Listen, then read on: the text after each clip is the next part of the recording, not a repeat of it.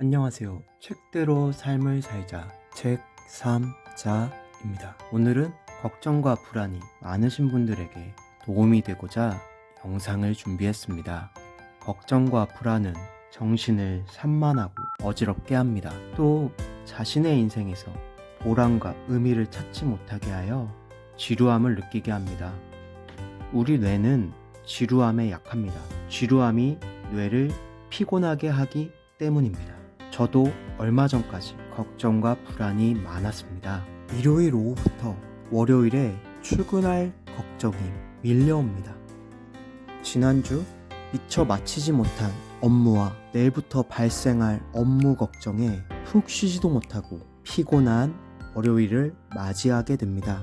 걱정, 불안, 잡생각이라는 찌꺼기가 뇌에 잔뜩 끼었으니 피곤할 수밖에 없습니다.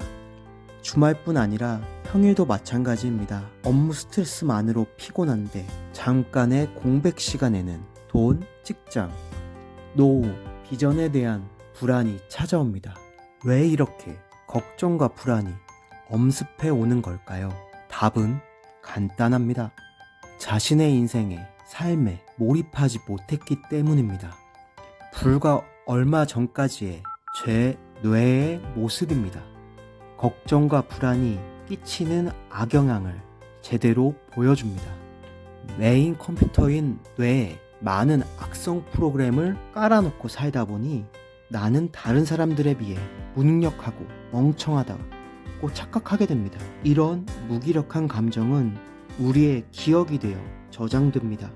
사람의 자아는 누적된 기억의 합계값이기에 스스로를 무기력 인간으로 만들었던 것이죠. 이런 저에게 큰 변화를 가져다준 황농문 교수님의 책 몰입 두 번째 이야기에서 깨달은 내용을 알려드리고자 합니다. 어떻게 하면 자신의 인생에 집중하고 몰입할 수 있을까요? 먼저 몰입할 대상이 필요합니다.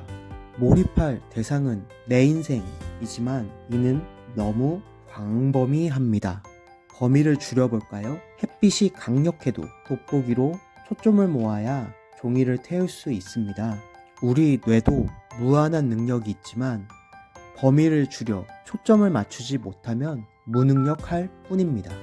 바로 당신의 삶에서 발생하는 문제가 그 문제로 인한 걱정이 당신이 몰입해야 할 대상입니다. 나는 어떤 문제를 겪고 있는가?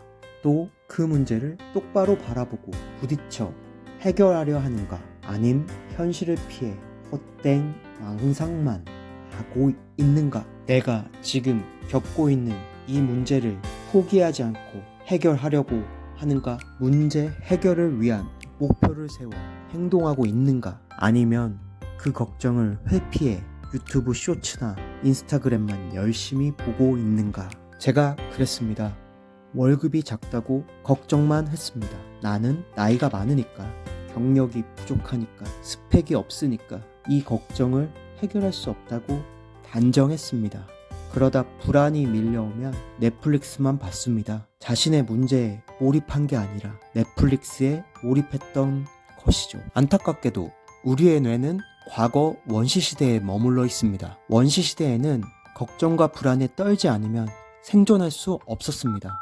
지나가다 큰 발자국만 봐도 맹수가 아닐까? 걱정하며 도망가는 것이 생존에 유리했습니다. 이렇게 살아남은 우리 조상들의 유전자로 인해 우리의 뇌는 여전히 불안에 떠는 오작동을 일으킵니다. 지금은 생존을 보장받는 안전한 시대임에도 말입니다. 저의 사례로 보면 낮은 월급 걱정에 대한 답을 이직으로 정했습니다. 바로 이직할 것도 아니었는데도 낮은 월급 더하기 이직 실패 걱정이 더해지게 되었습니다. 한번 생각해 봅시다. 이직 실패한다고 죽나요? 병 걸리나요? 월급이 더 낮아지나요? 아니면 실직하게 되나요? 지금보다 더 늙게 되나요? 아닙니다. 괜한 걱정으로 시간 낭비할 것 없었습니다. 답이 그것이라면 단계적 목표를 세워 그것을 실행하는데 집중하면 되었습니다. 중간 정리해 보겠습니다. 걱정과 불안은 원시시대의 생존 본능입니다. 그래서 가만히 있으면 걱정과 불안이 엄습해 옵니다. 자본주의 시대인 오늘날은 생존의 무기가 곧 돈이고, 돈을 벌기 위해서는 일을 해야 합니다. 이 일에 의미를 찾지 못하고 몰입하지 못함으로 대부분 불안을 느끼게 됩니다. 걱정과 불안을 떨치기 위해서는 일에 몰입해야 합니다. 몰입해야 할 대상은 저기 미지세계에서 아직 발견하지 못한 내가 좋아하는 일이 아니라 내가 해야 하는 일입니다. 진로와 비전에 대해 고민 중이거나 갈피를 못 잡겠다면 선과 후를 바꿔야 합니다. 내가 좋아하는 일을 찾으려면 지금 내가 해야 하는 일에 최선을 다하고 집중해서 의미를 찾아야 합니다. 이미 내가 좋아하는 일이 있다면 그것을 내가 해야 하는 일로 단계적 목표를 세워 바꿔가면 됩니다. 내가 좋아하는 일은 돈이 안 된다는 생각이 들면 아직 단계가 안 된 겁니다. 내가 해야 하는 일에 먼저 최선을 다하세요. 학생이라면 공부를 포기하지 말고 학업에 최선을 다해야 합니다. 직장인이라면 맨날 때려치울 생각만 하지 말고 직장에서 의미를 찾아야 합니다. 그래야 비로소 몰입할 수 있고 성과를 낼 수 있습니다. 뻔한 말 같으신가요? 이런 뻔한 것도 제대로 못하면서 무슨 대단한 일을 하겠다고 자신이 해야 하는 일을 하찮게 여길까요? 모든 것이 단계가 있고 과정이 있는 것입니다.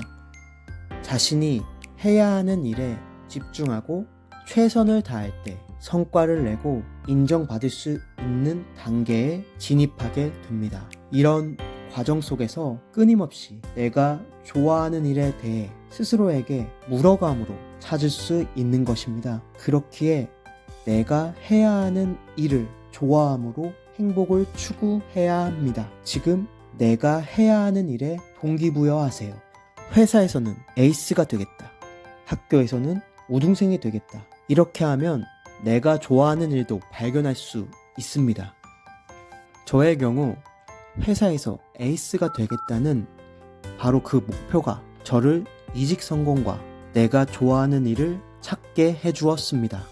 저는 말이나 글 등으로 표현하는 것을 좋아합니다. 또 이야기하는 것도 좋아하고 다른 사람에게 도움이 되는 것에 행복을 느낍니다. 그렇기에 저는 유튜버, 블로거가 되기로 하였습니다.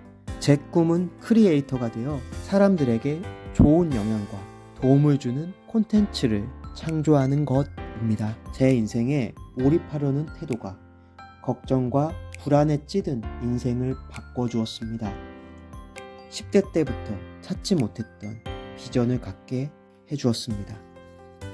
지금 걱정과 불안이 엄습해온다면 바로 당신의 인생에 몰입하세요. 당신의 인생에 집중하세요. 지금까지 책대로 삶을 살자 책 3자였습니다.